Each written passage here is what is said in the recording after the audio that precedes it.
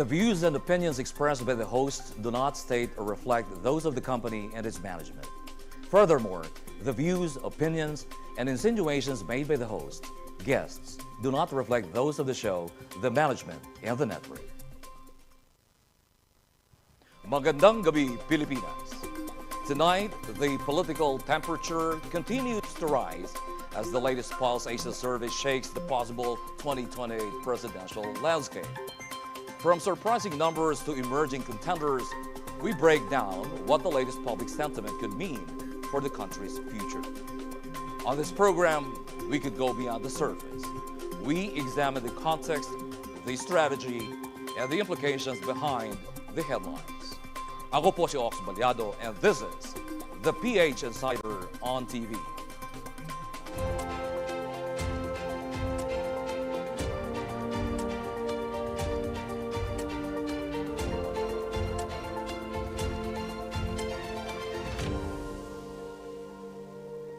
At para higit nating maunawaan ang mga legal na usapin sa mga isyong ating pag-uusapan ngayong gabi, makakasama pa rin natin ang kapitapitagang attorney ng bayan na ngayon ay present, Attorney Rizandro Unay. Good evening. Good evening, Caballero. Good evening, Professor Dennis. At good evening sa ating mga kababayan. Samahan niyo kami sa isa na namang oras na paghimay ng mga isyong napapanahon. Ako po si Attorney Rizandro Unay. Welcome back, Attorney Unay. Thank At you. para naman po tulungan din tayong himayin ang mga isyong politikal at matalinong diskurso, veterano po sa larangan ng mga isyong politikal, matapang, diretso at matalino sa kanyang mga binibitawang pahayag at pagpapaliwanag.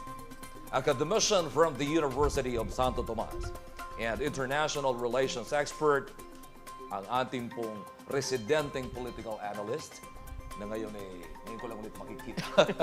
Professor Dennis Coronasyon. Good evening. Magandang gabi po sa inyong lahat. Ako po si Professor Dennis Coronasyon na muling sinasamahan si Sir Ox at saka si Attorney Unay sa isa na namang mainit na talakayan ng issue na kinakaharap na ating bansa. Well, I'm glad to be with these gentlemen tonight and wag na tayo magpatumpik-tupik pa. Nangunguna po sa mga isyong pinag-uusapan ngayon ng bayan. Senador Raffy Tulfo tumabla na kay VP Sara Duterte sa 2028 poll. Lenny humahabol. Plus sina Senador Raffy Tulfo at Vice President Sara Duterte sa Pulse Asia Presidential Preference Survey para sa 2028 elections matapos pareho makakuha ng 46%. Sa hiwalay namang match-up kontra kay Lenny Robredo, nanguna si Duterte, 51% laban sa 43%. Sa NCR, tabla sina Tulfo at Duterte sa 42%, habang dominante si Tulfo sa Luzon na may 72%. Ngunit sa Mindanao at Visayas, si Duterte ang nangingibabaw. Ayon kay Ronald D. Holmes, bahagi ito ng March 2026 ulat ng Bayan Survey na kinumisyon ng tanggapan ni Senador Juan Miguel Zubiri. Dagdag pa niya, mahalagang mabasa ang sentimiento ng taong bayan upang mas maintindihan o kung anong klase ng liderato ang hinahanap ng mga Pilipino. Isinagawa ang survey mula February 27 hanggang Marso 2 sa 1,200 respondents na may 2.8% margin or positive negative 2.8% margin of error. Yeah, for the meantime, let's tackle down the issue with these two gentlemen na medyo na-miss ko talaga. Pag-usapan natin itong kahalagahan ng survey na to. Are these really reliable indicators insofar as the 2028 presidential race is concerned? Or can we say that it is too early for us to come up with something? Kasi kalimat kanan ng survey, Professor Dennis at Attorney Sandro. Yes. Sige, himayin nga natin ito. Batay din sa mga munti nating pananaw sa usapin ito. Well, ako po as an academic, we always treat surveys as a data gathering tool. Yeah. So kung meron kami gustong malaman, lalo na tungkol sa persepsyon o pananaw ng mga Pilipino o ng isang komunidad, ginagamit namin itong mga surveys upang malaman ang sentimento nila. So ang tingin ko dito, this is a reliable tool. But then again, we have to contextualize. Depende kung anong sitwasyon, para sa anong sitwasyon mo ginagamit ang surveys. Halimbawa, kung ito ay nais mong malaman kung anong sentimento ng mga Pilipino tungkol sa isang napapanahong issue, reliable yan. Pero kung ang pag-uusapan natin, halimbawa yung magaganap na 2028 presidential election at ang katanungan ay reliable ba ito? Tingin ko kasi ang nature ng survey, it only captures yung sentiment ng mga tao in a specific period of time. So hindi niya covered yun hanggang 2028. Pwede pang magbago. Pwede In the course magbago. of the- In fact, kung ngayon ko nag-survey, next week, baka magbago na naman ang sentimento ng mga tao. So that's a problem with the surveys. At may mga surveys na madugtungan ko lang. Depende, tama ka, depende sa purpose ng survey. No? Kasi meron ding survey na for mindset. Di ba? I mean, di ba, yung nakadesenyo yung result. But anyway, Attorney Sandro. Yan din ang gusto ko sanang itanong eh. Okay. Diba? Paano Sige. ba ka-reliable? I mean, ibig ko sabihin, in terms of objectivity, nitong mga survey nito, kasi minsan, ewan ko alam naman natin, mayroong mga matlilikot ang isip na ginagamit lang itong survey na ito para magkaroon ng projection on whoever's side, para ibenta na mas maganda yung isang projection ng sitwasyon. Specifically, yung politiko, for example. Politiko, ganon. Yun ang medyo ano ko lang doon sa, of course, with all due respect naman sa mga respectable nating mga Surveyors. Okay. Sana yun ang, palagay ko yun ang patuloy nilang nilalabanan, yung perception na yun sa kanila, sa credibility nila. Hanggang ngayon. Would you agree, Professor? Well, tama ka doon, attorney, no? Kasi kung ilalagay natin ito sa political context, itong specific survey results na to, hindi lang ng Pulse Asia, no? Even yung mga other survey companies, maraming given yung mga issues ngayon, like the impeachment, tsaka yung oil crisis, maraming katanungan ng mga Pilipino. Una, since frontrunner si VP Sara Duterte, ang katanungan, kaya ba siyang talunin? Is she defeatable? Parang sinasabi niyo, Professor, na sa ngayon, nasa victorious situation siya. Baka yung kalaban niya, lahat, kung sino man yun, ay nasa sitwasyon ng defeat. Yes, Diba? ganun na nga. No? Parang ganun na nga. And therefore, these people na kalaban niya are trying to come up with something para i-win over o kunin sa kanya yung victory na tinatamasa niya ngayon. Tama po ba? Tama. Merong ganong lumalabas, no? Pero recently, again, based on sa survey, there is what you call a statistical tie between two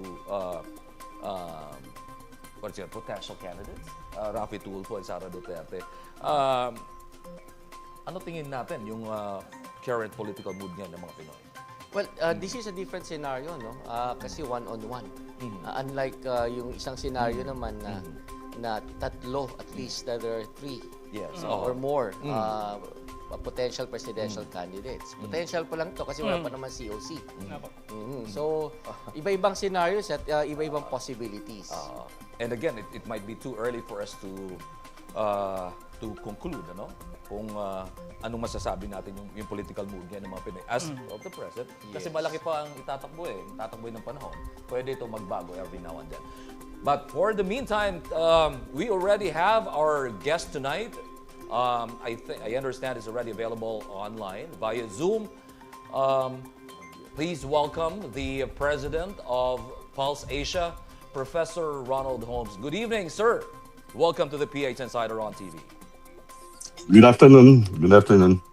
Yes, sir. Ronald, I have here with me the two gentlemen, Attorney Sandro Unay and Professor Dennis Coronacion.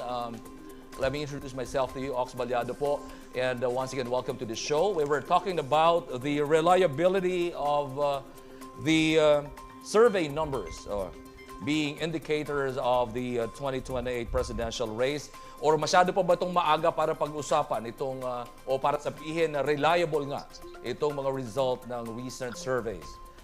Done. They're only reliable insofar as the time that we conducted the survey. If those races were the ones that came about, if the elections were held also within the same period as our field work. So it cannot in any way be predictive of what will happen in 2028 because we don't know who's running, we don't know how many are running, So in this case, it's just simply a measure of pre-election preference at a particular point in time. That's right. In fact, si Professor Dennis mentioned earlier on in our conversation already, uttered that yeah, it can be reliable for a certain period of time. Let's say for Yes. now, but a lot of things can happen between now and 2028, right? So, yeah. But another thing that we would like you to comment on is about the statistical tie between Raffy Tulfo and Vice President Sara Duterte.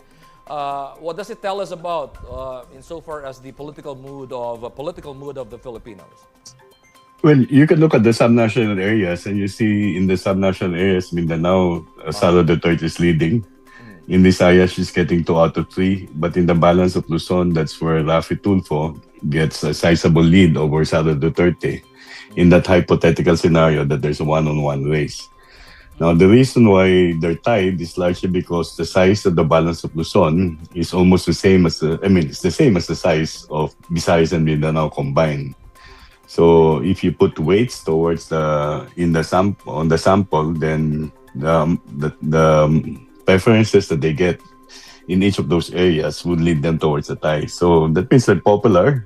Raffy Tulfo is popular and preferred in the balance of Luzon. They're tied in the NCR, and Sara gets a sizable lead in Mindanao, and at least the majority of the support in Visayas. Okay. Professor, ma-follow up ko lang tungkol dito sa tie ni Vice President Sara Duterte at Senator Raffy Tulfo. You were mentioning about the geographical aspect, kung kaya nagkaroon sila ng ganitong sitwasyon, nagkaroon sila ng sizable ratings in different geographical situation where they are in, where they control. But then again, meron po bang kinalaman dito yung pagiging populist din ng style ni Senator Raffy Tulfo na nakagaya din sa style ng mga Duterte? Well, yun ang dahilan kung bakit na-elect siya sa Senado, di ba? Dahil sa pangmatagaan ng programa niya ay nagbibigay ng serbisyo, nagbibigay ng tugon sa mga hinaing ng publiko. So, ang kanyang popularidad ay batay na rin doon sa ganyang record. At ganoon na rin ang makukuha niya kung siya tatakbo muli bilang senador o sa pagka-presidente. Ang maalala ng tao ay kung anong kanyang ginawa bilang isang broadcaster na mabilis na tumutugon sa mga hinaing at mga concerns or issue ng mga masang Pilipino, no? Ng ordinaryong Pilipino. Would you say na itong si Senator Raffy Tulfo would compete within the territorial political sphere of VP Sara? Well, if you're referring to Mindanao, it's really something that you can anticipate probably certain changes there. Because if you divide Mindanao, I mean, you're looking at regions there. Perhaps in Region 11, BP Sara would really be that strong. But in other regions, you might, specifically in urban areas, it's always a question of, for example, those who were opposed to BP Sara, who sided with impeachment, the first impeachment case filed against her, they ran for the election and they won. And those people are largely congressmen or representatives from urban areas. So we don't know whether those urban areas we have voters in those urban areas who can be mobilized, whose support can be mobilized by other candidates, and whose support cannot be commanded by the Dutertes. So in that sense, that's something that we can only assess closer to the election when we really see who are running for election. Pwede rin kasi yung kalaban ni Sara, ang magiging katandem niya galing Mindanao eh. Yeah. Yes. Di ba? Professor Holmes, si Dennis Coronation po to, no? Good afternoon. Yes, good afternoon po.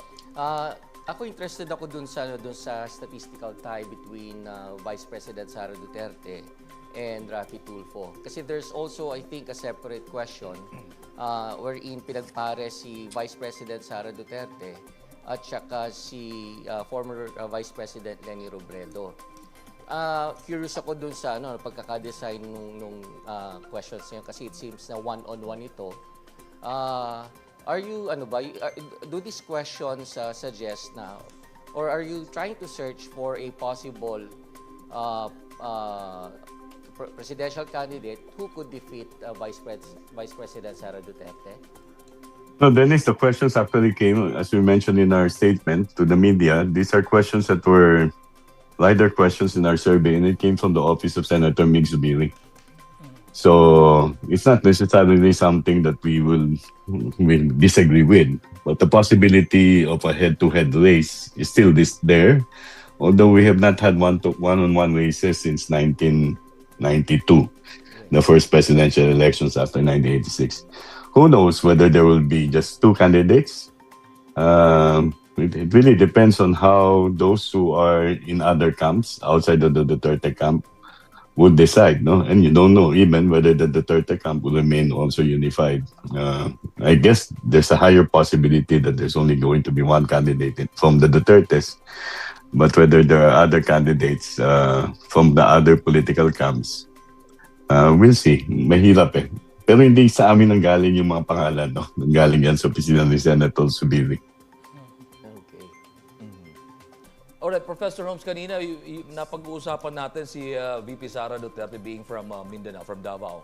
At it looks like there is this political advantage for VP Sara kasi pagdating sa usapin ng Mindanao. And it seems that political bailiwicks still play a major role in the race, right? And what does this say about Filipino voters today?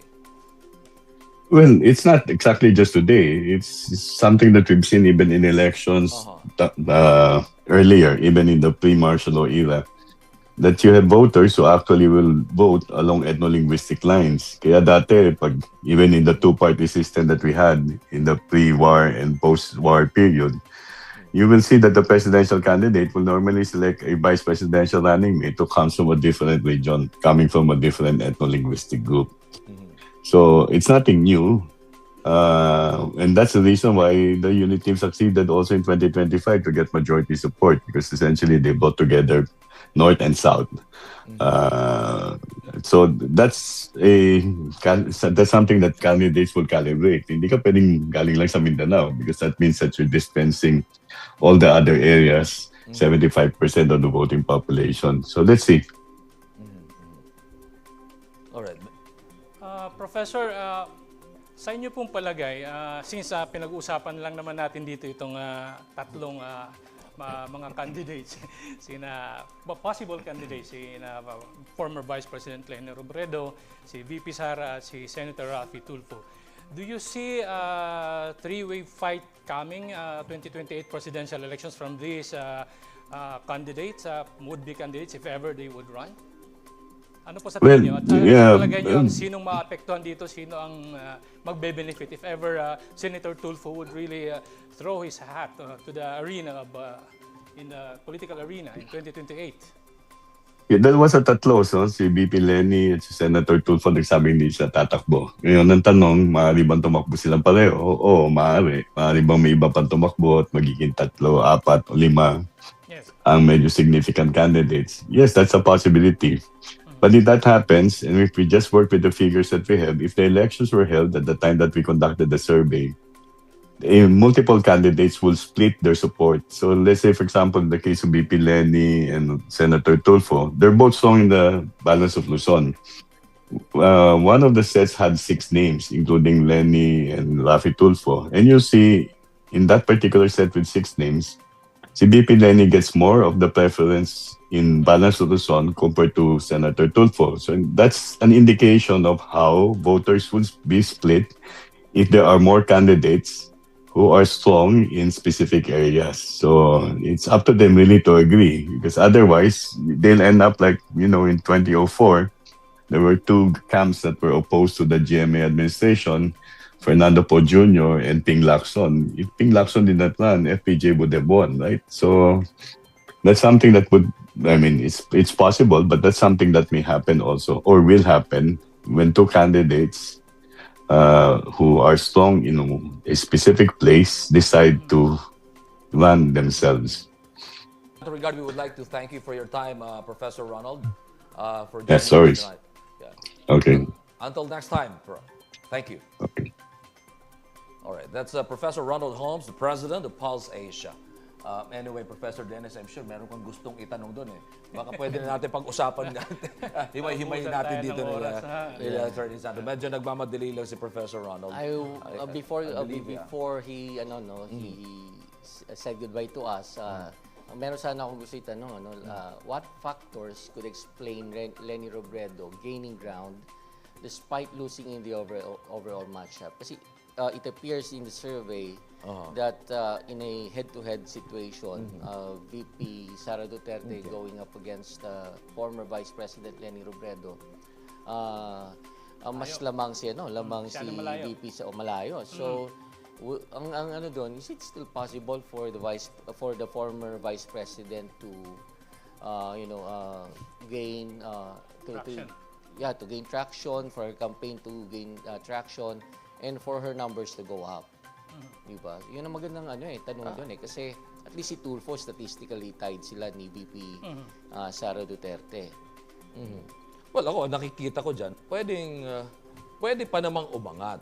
Diba? Kasi, ayan, mananatili rin yan doon sa pagsusumikap ng kanyang mga kaalyado hanggang sa ngayon. Kasi they can come up with a certain unique political plan na pwedeng masabi nating effective. But for now, the way I see it, I think she's doing well as a mayor.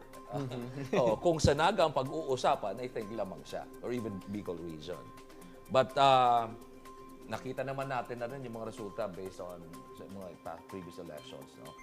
I think ang challenge ngayon doon sa mga kaalyado ng dating Vice Presidente kung paano o anong mga bagong strategy ang pwedeng i-employ ng team for them to regain the traction that she once had back in time. Ang problema ko kasi, Caballero Prof, parang itong dalawang si Senator Raffy Tulfo at si former Vice President Leni, parang yung narinig ko na puro nagdi-declare na hindi sila tatakbo. So, hanggang ngayon, it leaves us with VP Sara talaga sa ngayon. While all their rivals, other would-be rivals are still having intra-dispute among themselves kung sino talaga ang uniting factor sa kanila. So far, nakikita kong pag-asa lang nila is to make VP Sara legally infirm to run in 2028. After itong impeachment proceedings, kung matatanggal siya talaga. So parang yun lang ang nagfo-focus sila lang doon. Hindi sila nagfo-focus sa iba pang gagawin like good governance, kung paano mag-gain back yung ng mga trust and confidence ng tao. Di ba? Parang yun lang ang nakikita ko. It's the only game plan that they have so far now. And using all the vast resources of the government right now, pati yung mga institutions natin, nakaumang lahat sa ulo ni VP Sara just to eradicate her from running sa 2028 elections. Now, what does it tell us? It tells us na itong mga indicators na to, itong mga kalaban ni VP Sara mismo, nagsasabi na si VP Sara nga ay winner sa ngayon. Di ba? Kasi kung sa palagay nila sila ang mananalo, they won't be doing all these things. Itong lahat ng ito. Di po ba? So sinasabi mo, attorney, lahat itong mga hakbang ngayon na ginagawa ng mga kalaban sa politika ng mga Duterte, specifically yung mga nasa Kongreso, ay lahat ito ay effort to hinder the Vice President from becoming the next President. And not only that, they are operating from the status of defeat right now. Para sa akin, ang status nila ngayon is nasa defeat mode. Kasi they're trying to climb up to where Sara is nandun ngayon. So, and medyo nakakaano palit and VP Sara is doing nothing. Parang, hintay ko lang pagpunta sa Senate, tingnan natin. And mind you, pagdating sa Senado, since the Vice President is, may dagdag ko lang ng konti, must be removed in the same manner as the President. At pag yung Presidente through an ay impeachment proceedings, ang nagpe-preside ay ang Chief Justice, pag Presidente. Now, if the Constitution says that the manner of removing the Vice President is the same as that of the President, then the Chief Justice of the President, of the Philippines, of the Supreme Court, will also preside over the impeachment proceedings Of in the Vice Of the President. Vice President in the Senate. Mukhang hindi pa masyadong nakikita nila yon. Di ba malinaw sa saligang batas yun? Malinaw naman yun. Kaya lang baka lang sinasabi kasi ni Senator Soto, nababasa ko, na nag-aaral na daw siya, nagka-crash course na siya sa rules of evidence. Probably anticipating na siyang mag-preside. Akin lang naman yun. Ano? Kasi hindi ka naman mag-ahanda ng ganun kung hindi ka diba, preparing for something. But then again, I have to remind you, them, na ito yung sinasabi ng saligang batas. And it is a factor na pagdating doon sa impeachment trial sa Senate, rules of evidence will be strictly enforced by the Chief Justice in order to separate the chaff from the grains of truth. So doon mag-iikot yung appreciation ng ating mga hurado na mga senador sa ipapalabas ng mga tsaka i-discount ng mga evidences ng presiding officer. What does the political scientist have to say here now? Well, may dagdag ko lang sa point ni Attorney, no, na historically, halos lahat ng mga vice presidents ay naging subject or object ng demolition job. Yes, of Kasi nga, of course, based on the trajectory of their political career, they're expected Papunta to... na ron eh. Oo, papunta na doon. One Immediate step threat. away eh. Immediate threat to. One step away. So, threat talaga siya. Lalo pat kung hindi sila magkapartido ng Pangulo, ng Exactly. Presidente, which is always the case. Hindi Pero sila ito, unity magkapartido. Oo, tama yun. Nag-start na magkaibigan, tapos naghiwalay din. So, talaga namang, there's always that... yung anticipated na demolition job against the sitting vice president. Oo, kasi because of the presumption na siya na yung kasunod eh. Ngayon, varying degrees na lang yan. Yes. Oo, yung sa ngayon, impeachment ang track. Yung dati, minarginalize during the time of Vice President Lenny Robredo. Minarginalize siya. Tapos si Binay, si Vice President Binay, kinasuhan mga corruption charges. Oo, so... But those were all geared towards one direction. That's right. That is to hamper their growth. Growth ba matatawag yun? Anyway, etong si Senator Raffy Tulfo has been gaining strong public support, sabi nila, no? And yet he's not officially declaring his plans, no, as a potential presidential candidate. In fact, sabi pa niya, he's not interested, no? Oo. Anong tingin natin dito? Kasi, ang sinasabi din sa surveys, ibang surveys, tuloy-tuloy yung pag-usbong ng kanyang pangalan. Ewan ko kaya, Prof. Pero sa akin, ang nakikita ko, it's not that meron siyang geographical na hawak or bailiwick. It's more of his being a populist. Ibig sabihin, yung mga tao identifies, lalong-lalo na yung mga nasa center anti-Duterte na mga tao at saka yung mga voters na mga about sa law enforcement, parang sympathetic papunta sa kanya ang tingin ko dyan. Ibig sabihin, ang matatamaan dito kung mag-three-cornered fight, isa sa tatamaan dito yung kandidatura ni VP Sara. Kasi mag-i-slice diyan yung mga yung mga tao, mga working class papunta kay Senator Raffy Tulfo. That is kung tatakbo siya. At malalong interesting para sa akin kung mag-three-cornered fight. Kaya naano ko yun naitanong ko kanina kay Professor Ronald Holmes kung ano ang mangyayari, sino magbe-benefit kung merong Lenny Robredo, Vice President Sara at merong greenhorn na Senator Raffy Tulfo. Sino mag-gain, sino magbe-benefit, sino ang hindi magbe-benefit dyan? Yeah. Well, Professor. Well, i-point out ko po muna, Attorney, na may political base ang mga Tulfo actually. Yes. But it's not the traditional kind or conventional kind. Pinag-uusapan natin kanina, may Yung mga mga bailiwicks. teritoryo. Tama. Yes, Pero ito naman, mga Tulfo, they are banking on their image as the dispenser of justice. Yes. Oo, kasi there are millions of Filipinos who feel frustrated and disappointed With the justice system. with our justice system. Yes. Kaya they go to the programs of the Tulfo brothers to seek justice. And di ba? immediate. And immediate 'yon, oo. So maraming mga Pilipino ganyan. Pangalawa, yung mga OFWs. Oo, kasama yun. yun sa political base. So kung OFW. magkakaroon ng head-to-head clash between VP Sara Duterte and Senator Raffy Tulfo, tingin ko maghahati sila pagdating sa socio-economic classes. Kasi both of them enjoy the support of classes, socio-economic classes D and E. Yes. Although walang political bailiwick yung isa. Yes. Si Senator Tulfo. So dito natin matetesting, kung kaya bang halimbawa from the on the part of Senator Tulfo, kaya ba niyang pwede niyang ipantapat sa bailiwick issue niya or problem niya. Pwede bang yung kanyang social media popularity? Ipanlaban niya doon sa bailiwick. But at least we have seen that there is a potential presidential candidate who can match up. Right. In fact, yung social media popularity niyan, I can consider this already as a bailiwick. Kasi it's a digital space now. It's already space that's occupied by the digital nomads. I mean, by digital digitally inclined individuals. And ang dami nun. Yes. And that includes ourselves. And the youth. And the youth, especially the Gen Zs and the millennials.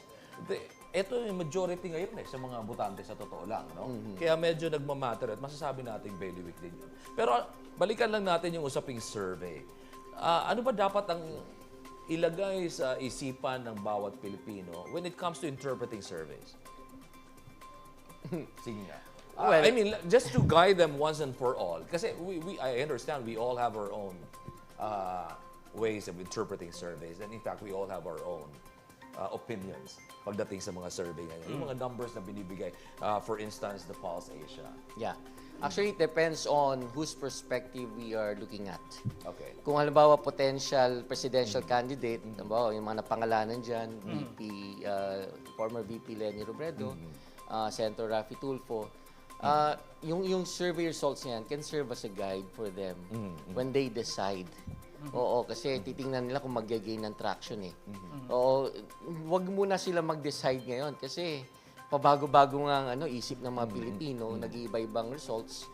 And historically also, yung front runner sa presidential race, madalas hindi na nanalo. Parating mayroong parang dark horse na nag-i-emerge who would towards the end or eventually would gain momentum and would win the presidential race. Yes. And that's what makes this 2020 presidential elections interesting, exciting. Very interesting. Okay. Yun nga in fact, I was about to say na popularity will not make you president or win the election. You must have an organization, national organization like that, yung political Machinery. But then again, if I have to go back to President Rodrigo Roa Duterte, wala din naman siyang ganun eh. In fact, nag-i-enjoy ngayon sa popularity pa nga si Raffy Tulfo kay PRRD noon nang bago pa siya umalis bago pa siya mag-run for president. Okay. Di ba? So, hindi natin masabi. All right. Still ahead on the PH Insider as Vice President Sara Duterte remains a dominant force in early surveys. Who are the strongest names emerging that could challenge her in the 2028 presidential race? We'll talk about that when the PH Insider on TV returns.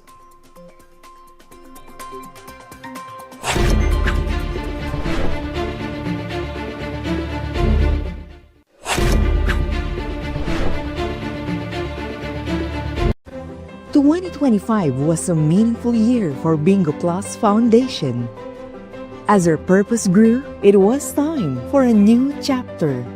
Introducing DigiPlus Foundation. Education is the bridge to opportunities. Through the Future Smart program, we empower learners and educators nationwide. At DigiPlus Foundation, we multiply learning for a better future. Healthcare should come with no barriers. Kalusugan Plus delivers medical missions and Embrace Plus mental health support, which empower every Filipino through compassionate and accessible healthcare. At DigiPlus Foundation, we multiply healing. One patient, one community at a time. Every dream deserves a chance. In Wish Plus, we grant wishes, empowering individuals, families, and communities together with their partners. At DigiPlus Foundation, we multiply hope, dignity and possibilities. Disasters don't wait. Through the Bayanihan Plus program, we mobilize immediate response and recovery efforts. At DigiPlus Foundation, we multiply the spirit of Bayanihan across the nation. DigiPlus Foundation is committed to delivering on our promise to bring help within everyone's reach. When support becomes accessible, impact doesn't just grow, it multiplies.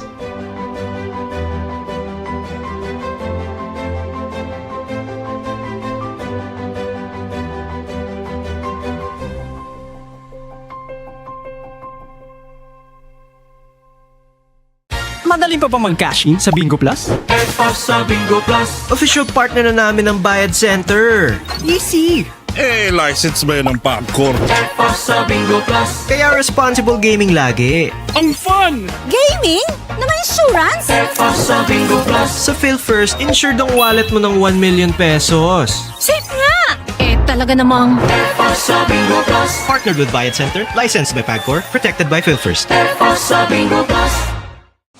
The best players succeed because they set boundaries. Every great athlete wins with control. Always have a game plan.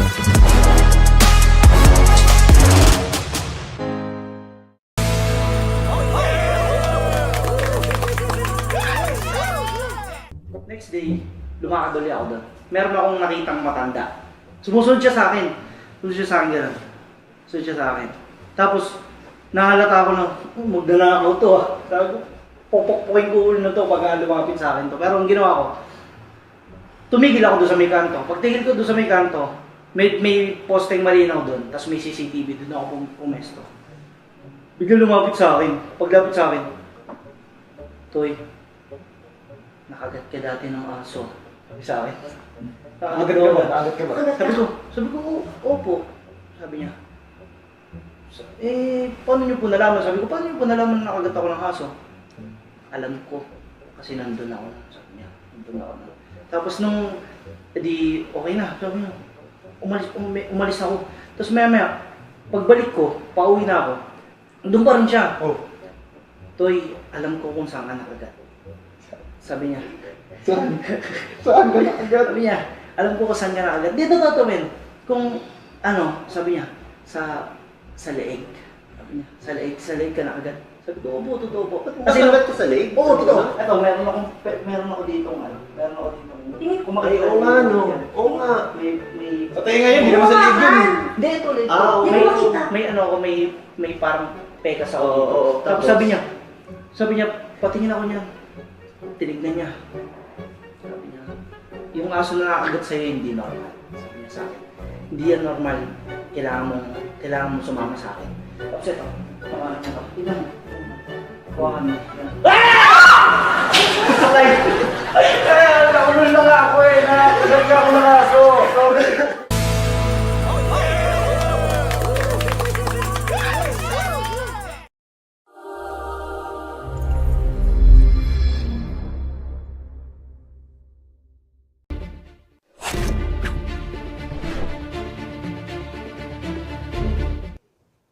We're back on the PH Insider. Tonight, we continue our discussion on the possible contenders who could go head-to-head with Vice President Sara Duterte as the road to the 2028 election slowly begins to take shape.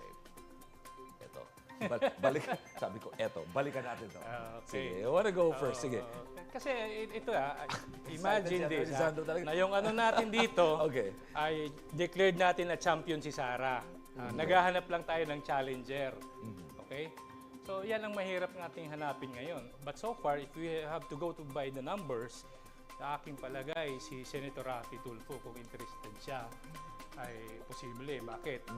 Ang karamihan ngayon sa supporters ni VP Sara ay ang hugot doon pa rin sa populist na style ng tatay niya. And Senator Raffy Tulfo shares the same charisma ng mga tao at may doon sa mga tao, magnet. Yes, parang ganun. No? Right. Kaya lang, nandito na to, may organisasyon na si VP Sara na noon pa na-establish na ng Duterte. Yung OFW, makikishare na lang doon si Raffy Tulfo, sa kanya din yan, na hindi naman siguro nasali sa survey. At saka, ang isa pa, nandyan yan kung susuportahan ba si Senator Raffy Tulfo nitong administration at nitong mga pinklawan, dilawan na sinasabi na ano talaga ni VP Sara. If they are really trying to come up with a formidable opponent, I don't think they should cast their pride at ibigay kay Raffy Tulfo one-on-one with VP Sara. Unless na gusto pa nilang buhayin si VP Lenny, interesting match yan, tatlo. Ako naman, bago muna ako mapunta doon sa katanungan na sino bang viable candidate that could possibly defeat the front runner. Gusto ko lang punahin yung kung paano kung ano sinasuggest ng survey results. Okay. Parang maraming scenarios kasi. Yes, If it's if the presidential race is a competition between and among 3 or more candidates, presidential candidates, ang gusto sabihin ng survey result, mananalo si VP Sara Duterte. Yes. May advantage siya doon. That's right. May advantage. Pero if it's a head-to-head race, kung ganun na scenario, between the two potential presidential candidates, Raffy Tulfo and former VP Robredo, mas strong yung chance niya, ni Senator Raffy Tulfo. Correct. Kasi nga mayroong mga mahating boto. Statistically tied. Mapupunta rin sa kanya. In favor. Anyway, siguro mas maganda, balikan lang natin kasi pinag-uusapan natin yung viability ng interest ni VP Sara Duterte in the presidential race. Kasi ngayon, mainit ang pinag-uusapan, yung impeachment. Yes. At ito, papunta na sa Senado. You guys think na tuluyang babagsak yung numbers? Kasi sinasabi recently na there's a decline. Bumabagsak yung numbers in terms of numbers, yung numero ni Vice President. And ngayon, mainit na pinag-uusapan yung impeachment at tila yan, pinapakita kinita sinasabi sa Kongreso na meron talaga dapat hindi may impeachable offense sa ginawa ang Vice Presidente. Ngayon ba tingin nyo makaka-contribute yan sa tuluyang pagbagsak ng numero ng Vice President? Well, tingin ko hindi kasi kung titingnan natin yung yung panahon na kung saan sinagawa yung survey, early part of March. Yes. Hindi pa nag-uumpisa yung House Committee on Justice hearings yata o baka nasa initial stage pa lang. Yes, Hindi pa nilalabas yung mga damning evidence. So wala pang impact do sa pananaw ng mga tao. Pero in connection with the impeachment hearings against the Vice President, tingin ko magkakaroon ng influence yan doon sa decision making ng mga congressmen natin who are about to decide at the plenary level whether they're going to approve or not the House Committee on Justice resolution. Yung articles of impeachment. Yung articles of impeachment. Kasi nung kakadeklara lang ni VP Sara Duterte na siya itatakbo sa 2028 elections, parang yung majority yung mga congressmen na kasama sa majority, nagdadalawang isip na sila Naguluhan sila. Ngayon parang nalilinawan ulit sila, bumabalik na naman sila sa Although, hindi na kasing dami nung gaya ng dati. Kasi I heard from the interview of Congressman Puno na per political party, hindi 100% yung support ng mga members ng bawat political party para sa impeachment against the Vice President. Parang mga naglalaro lang sa 50% yung figures. Kung dyan pa lang, medyo mahirapan sila sa submit ng articles of impeachment pagka-approve. Mahirapan sila lalo doon sa sa trial mismo. But then again, siguro ko let us not kasi pinag-usapan natin dito yung possibilities kung sinong presidential na mangyayari sa presidential elections Yes. Just in case lang, Prof, kung halimbawa lang ma-impeach si VP Sara, ibig sabihin hindi yan, na-impeach na nga, ma-impeach siya. Ibig sabihin, ma-convict siya doon sa sa impeachment trial sa Senate. Ang plan B yata is Baste Duterte. How would Baste fare as against Senator Raffy Tulfo just in case? Yun ang magandang tanong. Sino pwede pumalit? Tingin ko pag na-impeach tapos andun na yung accessory penalty na prohibition from holding public office para kay VP Sara Duterte. Tingin ko somehow male-level yung playing field. O kasi although may Duterte brand of politics. Even if another Duterte will kasi participate in the merong Duterte brand of politics, syempre, di ba? Pero bawat isang member ng Duterte family may kanya-kanyang strength may and kanya-kanyang weaknesses. charisma rin yun. May kanya-kanyang charisma. Which is very vital. Oo, at saka baguhan pa lang sa national politics yan. Kaka-launch nga lang niya nung nilaunch yung Rage. Yes. So, hindi pa tried and tested yung kung anong klaseng national leader si Baste Duterte. Pero ang tumatak na sa isipin ng mga tao, yung leadership style ni Vice President Sara Duterte. So I think yung malaking difference na yon between her and her brother, somehow baka ang epekto niyan sa presidential race, male-level yung playing field. You think magkakaroon ba ng factor pa ba yung integrity ng ating electoral system? Kasi I think kailangan din natin i-tackle yun kasi di ba? Lahat itong discussions natin, lahat ng itong mga haka-haka at mga pagpupursige ng ating Kongreso para sa accountability daw ng kung ano pa, kung sino-sino. Kung at the end of the day, yung electoral system natin ay maki-question din ang integrity, parang mahirap din naman. Anyway, magandang magpakalalim yan later on. But for now, as of the moment, there are only 3 big names emerging as potential candidates for the presidential race come 2028. Does that mean wala na bang ibang posibleng pangalan pa na lumutang para mamuno ng bansa? Well, kasi Lenny Robredo, sorry to say this, no, but it's just always there. Lagi nandiyan yung pangalan pag pinag-usapan presidential race. Well, the Tulfo, specifically Raffy Tulfo, has always been there. Anong tingin nyo? Well, as a political scientist. Doon sa sa hanay ng mga traditional opposition, Senator Rizon Tibero, Senator Bamakino, yung mga dilawan na sinasabi, the pink lawan. Meron naman pwede. Kung halimbawa yung bang the capability to lead, meron naman sa kanila. Kaya nga lang, winnability, that's the question mark. Iba yun. That's another story. So, yun, pwede magkaroon ng Tapos there's always this na may biglang surprise candidate. Yung tinatawag na dark horse. Most likely, it would come from the LGU. Yung mga local executives, pwedeng governor, pwedeng mayor. Diba? Ako hinihintay ko na lang maging 40 years old si Pasig City Mayor Vico Soto. Ilan taon pa ba? Hindi ko alam So, ibig sabihin, okay ka na si VP Sara na muna ngayon ang presidente? Well, hindi. Alamin pa natin, no? Maghihintay ka ako sa tingin ko talaga ngayon, so far, wala pa talagang tatalo sa kanya. Sa ngayon, I just don't know because this is a developing itong mga nangyayari. Pero sa ngayon, kung tayo ngayon nag-uusap ngayong araw na to, wala akong ma-pinpoint na tatalo kay VP Sara. And that, what's the surveys telling us, right? All these surveys na nangyayari, siya pa rin Kung mag-eleksyon niya yan, siya pa rin mananalo. Siya pa rin naman Pero tanong, how reliable is that? Ako sa tingin ko, wag na lang yung survey.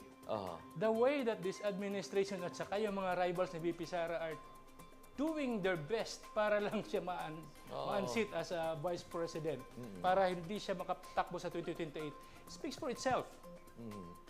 Parang yun na lang that's just really a threat, no? At siguro yung mga tao, iniisip nila, bakit nga ba? Wala ba sa inyo magagaling dyan na pwedeng tumalo dyan? Bakit ganyan na lang kayo, di ba? Ako tingin ko na if ever there's going to be a lasting o kaya reliable lesson that we can derive from this survey, ang reliable dyan, if it's a 3-way race, VP Sara Duterte will definitely win. the presidential race. If it's a three-way race or even more. Kasi historically, ang dami natin parating presidential candidates. Hindi naging one. Sinasabi ni Professor Holmes na back in the days na two-party system, dalawa lang magkalaban. That was before EDSA and before martial law.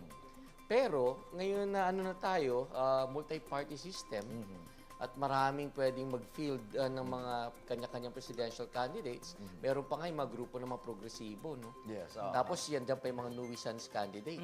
Yung mga natatag later on as nuisance candidates. So, kung maraming maglalaban-laban, mananalo daw. According to the result of the survey, mananalo si VP Sara. Alright. Well, mananarrow down lang yung winnability ni VP Sara if it is a one-on-one fight. Kung magtatatlo sila, then.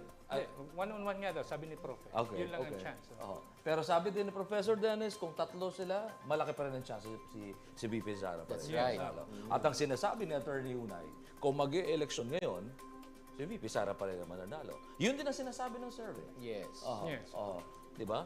Except kung makalaban niya head-to-head si Senator Raffy Tulfo kasi tied sila at 46%. Sa ngayon. At yun din, batay din niya sa survey. Survey. Pero ang tanong, paano ba dapat tignan ng mamamayan? Sabi pa nga natin, for certain, sabi din ni Professor Holmes kanina, for a specific period of time, well, yung survey, pwedeng magsabing totoo. Yes, valid siya. Pero along the way, marami po pwedeng mangyari Mangyayari, hanggang sa 2028. Kaya ngayon, I want to say thank you. Thank you. For being here once again. Nabuo din tayo. Maraming salamat, Attorney Rizandro Unay and Dr. Dennis Coronation. Thank you. The latest Pulse Asia numbers show a political landscape that remains deeply regional, personality-driven, and highly emotional.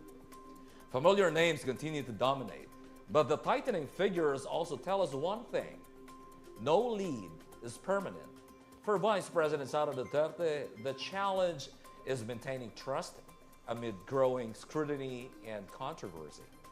For Senator Raffy Tulfo, the question is whether popularity can eventually translate into a real national campaign. And for figures like Leni Robredo, the numbers suggest that political relevance is far from over. But perhaps the bigger story here is the Filipino voter. More vocal, more divided, more demanding. In the end, surveys can measure preference, but leadership is measured by vision, consistency, and the ability to unite a nation beyond political colors. Magandang gabi. Ako po si Ox Balyado. And this has been the PH Insider on TV.